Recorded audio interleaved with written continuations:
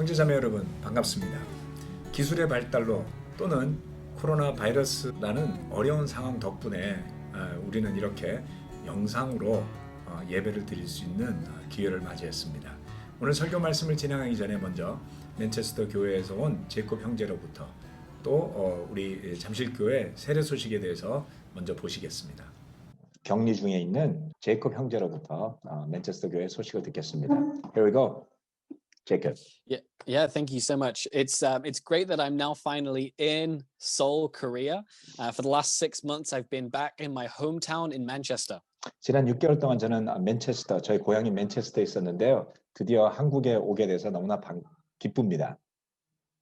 Yeah, I've been here in my quarantine room for the last 14 days. But for the 6 months before that, I was able to see a lot of change in the Manchester church. 지금은 실시간 격리 중에 있지만 지난 6개월 동안 저는 맨체스터 교회에 많은 변화를 볼 수 있었습니다. Manchester Church is similar to the church in Seoul in many ways. It's going to be 31 years old this coming November. 맨체스터 교회는 여러모로 서울교회와 유사한데요. 올 11월이 되면 창립 31주년이 됩니다. And so many of the disciples are disciples who are married disciples and have been there for 30 years, 25 years, 20 years alike. 대부분의 제자들은 30년, 20년 된 제자들이고요. 네, 가족을 형성하고 있습니다. I see a lot of similarities to the church here in Seoul. Many disciples who are married couples with children in the teen ministry and in the campus ministry. 대부분의 제자들이 결혼한 부부들이고 팀 미니스트리, 캠퍼스 미니스트리의 자녀들과 함께 있습니다. But for a long time, the Manchester Church had really struggled with lukewarmness. 하지만 오랜 시간 맨체스터 교회는 뜨뜻미지근한 태도 때문에 갈등하고 있었습니다. And so in the last year, there's been a real call back to discipleship and a call of repentance for the Manchester Church. 하지만 작년에는 맨체스터 교회에서 제자도로 되돌아오라는 그러한 하나님의 부르심 그리고 회개하라는 부르심이 있었습니다. So for many of the disciples in Manchester, they were facing challenges that come with life as you build a family and get older, challenges with work, challenges with family, all these issues that were stopping the disciples from evangelizing and studying the Bible and spreading the word. 맨체스터 교회 제자들은 직장이라든가 자녀라든가 결혼이라든가 이런 일들로 인해서 말씀을 전하는 일 또는 제자로 사는 일 또는 복음을 전하는 일에 어려움을 겪고 있었습니다. And so in the last 6 months that I've been in Manchester, it's been amazing to see as many as 8 or 9 baptisms in the last 6 months for a church of only 100 disciples. 약 100여 명에 불과한 교회에서 지난 6개월 동안 8명, 9명이 세례받는 일을 저는 목격하게 되었습니다. This is because for so many of the disciples, they realized that they can't be putting their work and family and other things first, even though that's what the world tells us to do. Instead, that we have to follow the Bible's calling, which is to seek first his kingdom. 세상이 말하는 것처럼 내 자신을 위해서 살아라, 가정과 직장을 먼저 챙겨라라는 것이 아니라 하나님의 나라를 먼저 구하는 일을 하기 시작했을 때 이런 일이 일어난 겁니다. And it's been amazing to see the youth ministry growing so much in Manchester as well. 그 youth ministry, 그 학생들이 성장하고 있습니다. Yeah, that is the teen ministry and the campus ministry and the young professionals working together to try and share the Bible even during the time of the coronavirus. 심지어 이 코로나 바이러스 기간에도 틴이라든가 캠퍼스라든가 젊은 직장인들이 복음을 전하고 있었어요. As many of you will know, the coronavirus in the UK is very severe. Even though it came later than it came to Korea, we've already had more than 500,000 cases. 아마도 여러분들 뉴스 들어서 알고 계시겠지만 영국에서는 비록 좀 늦게 오긴 했지만 이미 50만 명 이상이 감염되어 있는 아주 어려운 상황입니다. At one point, the UK government said that we are not even allowed to go outside except for one time a day for some basic exercise. 심지어는 어떤 때는 하루에 한 번 밖에는 외출할 수 없다라고 정부가 제한하기도 했었어요. And yet, despite all of the challenges, many of the disciples have not let this stop them from sharing the gospel. 하지만 이런 와중에도 많은 제자들은 복음 전하기를 멈추지 않았습니다. Still, with following all of the law and being wise with the coronavirus, people would go out into the street and they would talk to people from 2 or 3 meters away and say, "Hey, can I talk to you about Jesus?" 법도 지키면서 복음도 전하는 코로나 바이러스에 그 대응하는 지혜로운 방법을 발견해서 길거리에 건너편에 있는 사람에게 이렇게 손으로 대고 입으로 외치는 겁니다. 예수님에 대해서 알고 싶냐고. It's been amazing to see how people have responded to that. As well with Zoom, there's been different activities going on Zoom where people have been inviting classmates and friends, even from different cities. And it's amazing to see how God has used this time to grow the kingdom even more. 심지어는 사람들이 거기에 반응하기도 했고요. 그리고 줌이라든가 이런 인터넷을 통해 가지고 뭐 학교 친구들 또는 이웃, 다른 도시에 사는 사람들까지도 초대하기 시작을 했습니다. And it's been such a great honor to be there in Manchester and experience this and witness this over the last few I cut out. It's been great to be able to see all of this in Manchester over the last few months, and I'm so excited that I can now be with you here in Korea for as long as God allows me to be here. 지난 6개월 동안 이렇게 맨체스터에 있었던 것이 저에겐 너무나 놀라운 일이었고요. 다시 이렇게 한국에 와서 여러분과 교제하게 된 것도 너무나 기쁜 일입니다. Amen. 감사합니다.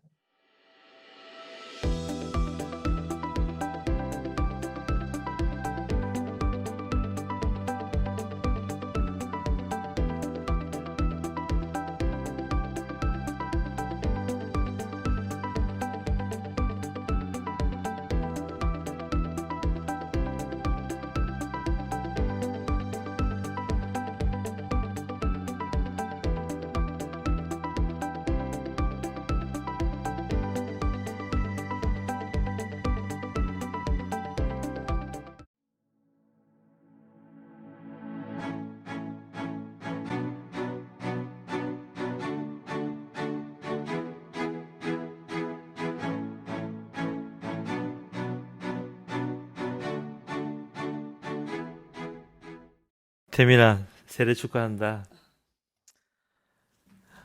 그리고 엄마 아빠의 아들로 태어나서 너무 고맙고 아들 사랑한다.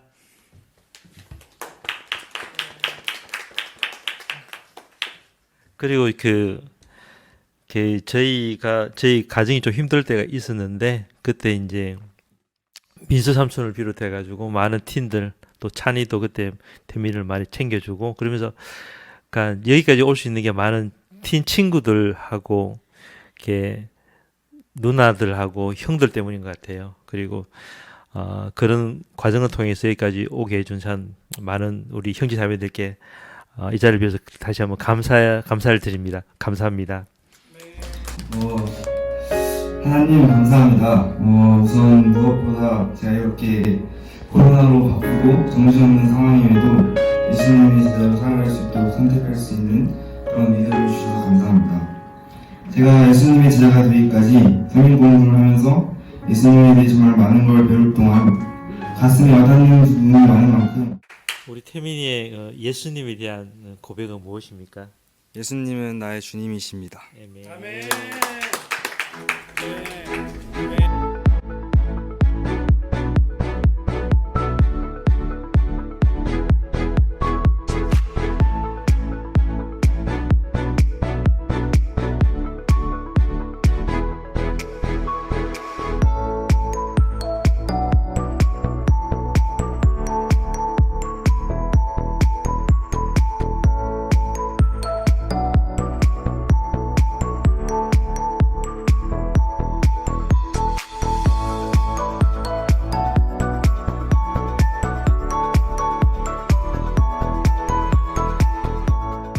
또 성경에 씨 뿌린 자가 있고 하나님이 키우신다고 했는데 정말 이렇게 하나님이 지섭이를 시켜주신 것 같아요.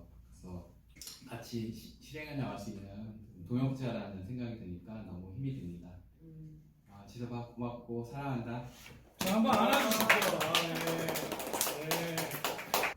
많이 표현은 못했지만 너무 많이 저보다도 더 많이 소중한 것 같아요. 그래서 네, 여기까지 하겠습니다. 네. 제 마음을 담아 하나님께 편지를 올립니다. 우선 제가 제자인 부모님 안에서 자라고 배울 수 있어 감사합니다. 사실 얼마 전까지만 해도 이런 세대에 대해서 내가 어떤 저만의 기준을 세우고 이런 사람이 됐을 때 받아야지 하는 생각이 있었습니다. 그러나 생각해 볼 때 우리가 자격이 있을 때 세례를 받는 사람은 없고 그냥 하나님께서 은혜를 베푸셔서 세례를 받을 수 있는 거라는 생각을 하게 됐습니다. 마지막으로 제가 하나님의 자녀가 될 수 있는 기회를 주신 것에 감사드리고 앞으로 하나님과 더 가까운 관계가 되길 간절히 희망합니다. 주님에 대한 지선의 믿음의 고백은 무엇입니까? 예수님은 나의 주님이십니다. 아멘.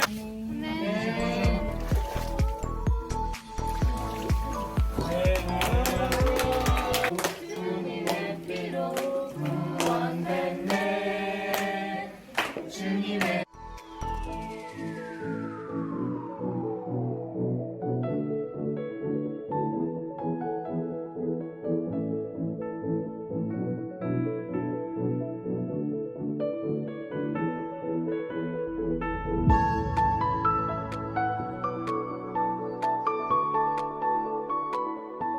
감사하고 또 감동이 되고 격려가 되는 소식이었죠.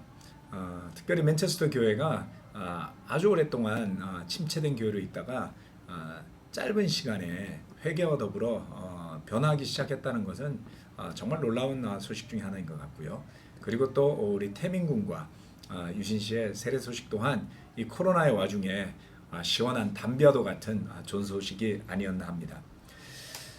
여러분들은 최근 어떤 일로 격려를 받고 계십니까? 저는 올 3월부터 코로나 상황이 지속되면서 많은 감정적 또 믿음의 변화를 겪어왔습니다. 빨리 끝나겠지, 빨리 정리되겠지.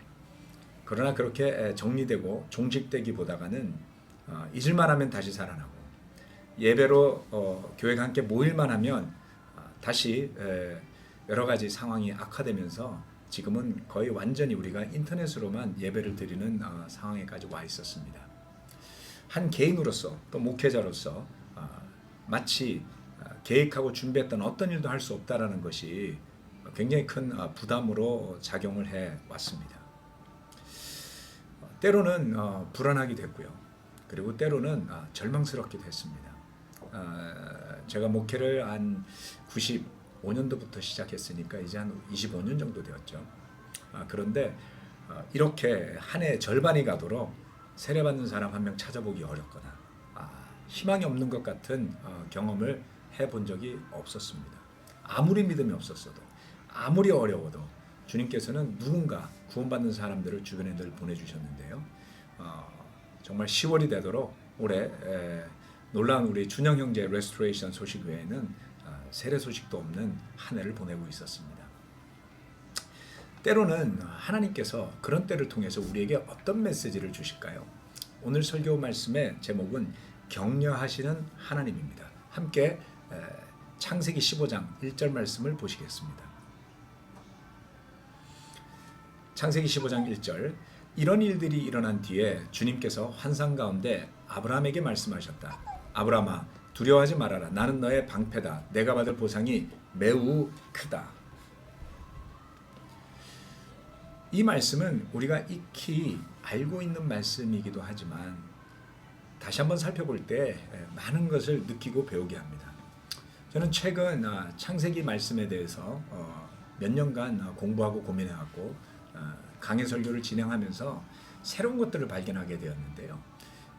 아브라함이라고 한다면 믿음의 조상이라고들 흔히 말하지 않나요?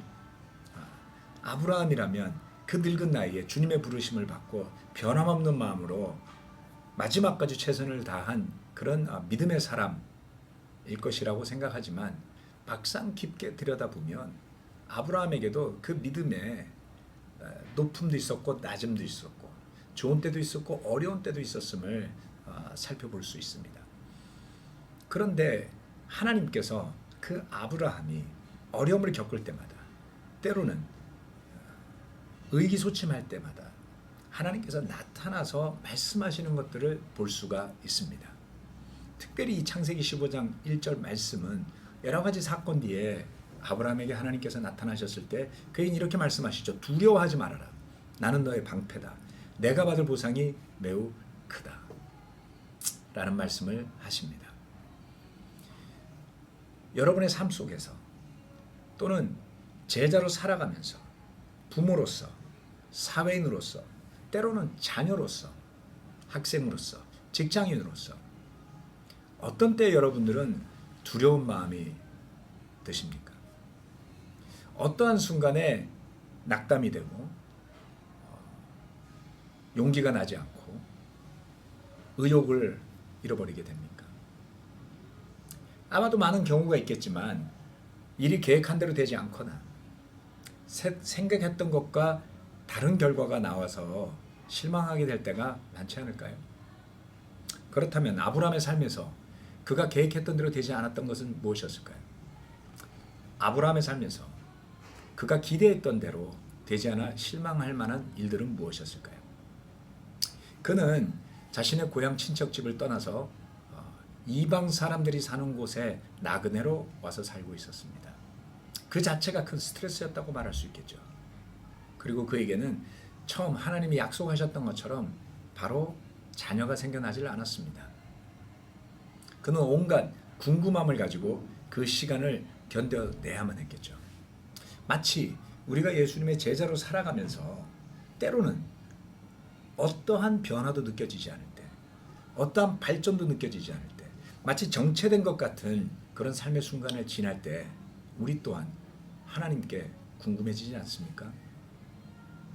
때로는 내가 원치 않는 사고에 휘말렸을 때, 때로는 사랑하는 사람이 어려움에 처하게 되었을 때 우리는 삶의 위기를 맞이할 때도 있습니다. 이번 코로나 사태는 새로운 기회도 가져다 주었지만 많은 위기를 우리 주변에 가져다 줌을 보게 됩니다. 얼마 전 사랑하는 언니를 하늘나라로 떠나보낸 권나리아 자매의 경우도 그랬죠. 병원에 입원해 있는 언니를 편안하게 찾아가 볼 수가 없었습니다. 지금 병원에 입원을 해야 되는 환자들에게 가장 큰 어려움은 그 과정이 어렵고 함께 위로하고 격려해야 할 사람들을 만나기도 어려워졌다는 것입니다. 어떤 사람들은 경제적인 어려움을 호소합니다. 물론 경우에 따라서는 이 코로나 사태 때문에 경제적인 혜택을 보는 사람도 있다고 하지만 대다수의 국민들이 어려움에 처해 있는 것이 현실일 것입니다. 우리 또한 서로 만나서 교제할 수 없고 만나볼 수 없고 제자다운 삶을 어떻게 살아야 할지 몰라서 갈등하고 고민하는 상황이 아닐까요? 서두에 말씀드렸다시피 저는 25년 넘게 목회 생활을 해오면서 여러 가지 어려운 경험들을 해왔지만 올해처럼 당황스럽고 걱정되고 염려되고 앞이 보이지 않는 해는 없었던 것 같아요. 심지어는 우리의 잘못도 아니지만 한국 사회가 기독교에 대해서 매우 부정적인 시각이 커져가게 되고 마치 반국가적인 단체라도 되는 것처럼 취급받는 경우들도 여러 번 봐야만 했습니다. 최근에 한 젊은 우리 교회 자매는 함께 식당에서 식사를 하다가 식당 주인이 물어보는 질문 때문에 매우 마음이 상했다고 하더라고요.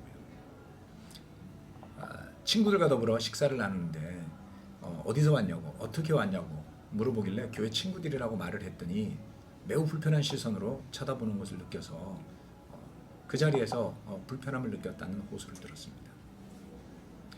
여러분 믿기지 않지만 지금 우리가 사는 시대는 그런 시대입니다.